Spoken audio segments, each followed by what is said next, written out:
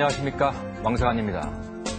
산업혁명을 겪으면서 인류가 오늘날의 풍요를 누리기까지 불과 200여 년밖에 걸리지 않았습니다.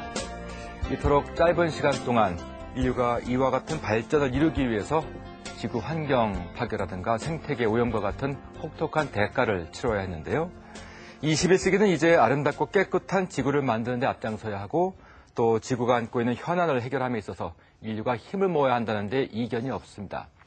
교육초대석, 앞으로 3주간에 걸쳐 희망의 지구를 만드는 3가지 색깔을 주제로 함께할 예정인데요. 오늘은 그 첫 번째 시간으로 한국과학창의재단의 정윤 이사장을 모셨습니다. 안녕하십니까, 이사장님? 예, 안녕하십니까.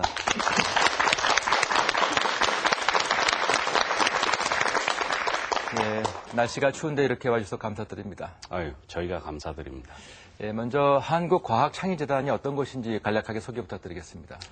예, 한국과학창의재단은 먼저 이제 국민들한테 과학기술에 대한 지식이라든지 청소년 과학활동이라든지 과학 언론 지원 이런 사업들을 이제 기본으로 하고 그 다음에 이제 그 바탕 위에 그 학생들을 중심으로 해가지고 그 창의성 있는 수학과학 교육, 창의인성 교육 그리고 그 바탕 위에 글로벌 미래인재를 하는 영재 교육을 담당하고 있고 또 미래 사회라든지 지구와 인류의 현안에 대한 영향에 대해서 국민들을 이해시키는 그런 일들을 하고 있습니다. 네. 최근에 한국과학창의재단에서 지구 현안 RGB 캠페인을 벌이고 계시죠? 예. RGB가 뭐의 약자입니까? RGB는 약자는 색깔의 약자죠. 그러니까 네. R은 레드, 빨간색, G는 그린, 그 다음에 B는 블루인데 이게 우리가 이제 캠페인을 뭐 RGB 캠페인이라는 거를 어떤 일정 기간 하는 게 아니고 1년 내내 저희가 한 2년 전부터 지구와 인류가 고민하는 문제가 뭐냐 그런 것들을 전문가하고 협의를 해서 지금 기후변화 문제라든지 에너지 문제라든지 식량이나 질병의 물 문제 이런 문제에 대한 어떤 그 과학기술의 지식 그리고 국내외 동향에 대해서 국민들에게 잘 설명하고 이해시키는 그런 프로그램입니다. 네. 예. 현재 지구가 처해 있는 그 환경적인 문제가 상당히 많지 않습니까? 그 가운데 가장 큰 현안이라면은 구체적으로 어떤 것들을 꼽을 수가 있을까요? 그러니까 먼저 말씀하신 것처럼 저희들이 이제 그 인류가 지구에 태어난 지는 250만 년이나 됐죠. 근데 네. 지금처럼 어떤 풍요롭고 건강하고 안전한 삶을 이룩한 거는 약 한 200~300년 전에 그 산업혁명 이후에 약 한 200년 내지 300년 전에 과학기술의 성과가 이런 그 풍요롭고 안전한 삶을 이뤘다고 보통 얘기를 합니다. 그래서 네. 그러면서 이제 도시화가 되고 산업화가 되고 인구가 많이 늘면서 이 지구온난화 문제라든지 화석연료를 씀으로 해서 에너지의 고갈 문제라든지 식량의 부족 문제라든지 그다음에 물의 부족 문제라든지 이런 문제들이 새로운 질병의 문제라든지 이런 것들이 이제 지구와 인류가 해결하고자 고민하고 있는 그 큰 현안이고 네. 또 그런 문제들에 대해서는 많은 사람들이 이런 문제를 해결 못해서 인류가 지구에서 멸망하는 게 아니고 네. 과학기술의 발전이 많은 부분을 해결할 거다 그렇게 얘기를 하고 있죠. 네. 자, 지금 말씀하시는 내용을 들어보게 되면 그 현안들을 해결함에 있어서 그 과학기술이 필요하고 또 역할을 할 것이다. 이제 이런 취지의 말씀이신데요. 그만큼 과학기술이 중요하다는 뜻일 것 같은데 그 중요성을 좀 더 자세하게 말씀을 해주실까요?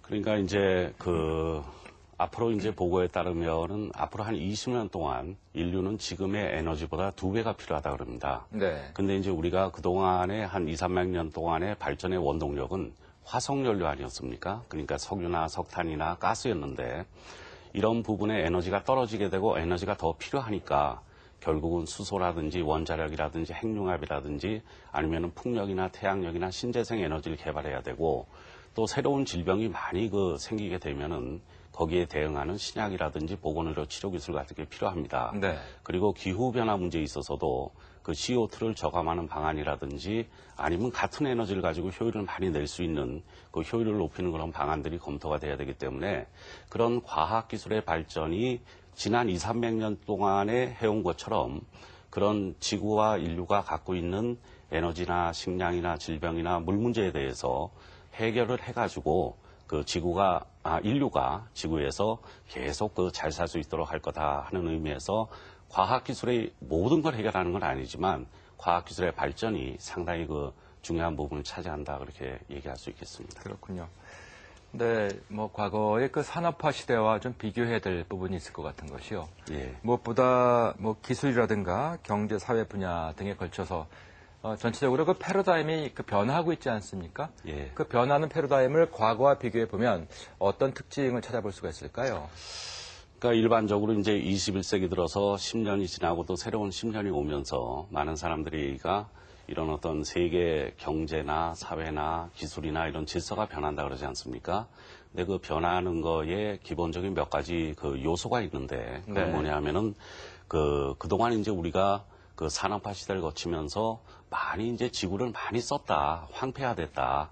그래서 그거를 좀 보존하고 이렇게 좀 그 복구하고 환경을 잘 그 유지하면서 개발해야 되겠다. 그래서 요즘 그 지속가능 발전이라고 뭐 서스테이너블 디벨롭먼트 이런 얘기들 많이 하지 않습니까? 네. 그래서 그런 것들하고 그다음 또 하나는 최근 한 20, 30년 동안 그 IT 기술이 굉장히 발전했습니다. 정보통신 기술이. 그렇기 때문에 정보통신이 모든 산업뿐만이 아니고 사회나 가정이나 생활에 다 기반이 되어 있습니다. 그래서 네.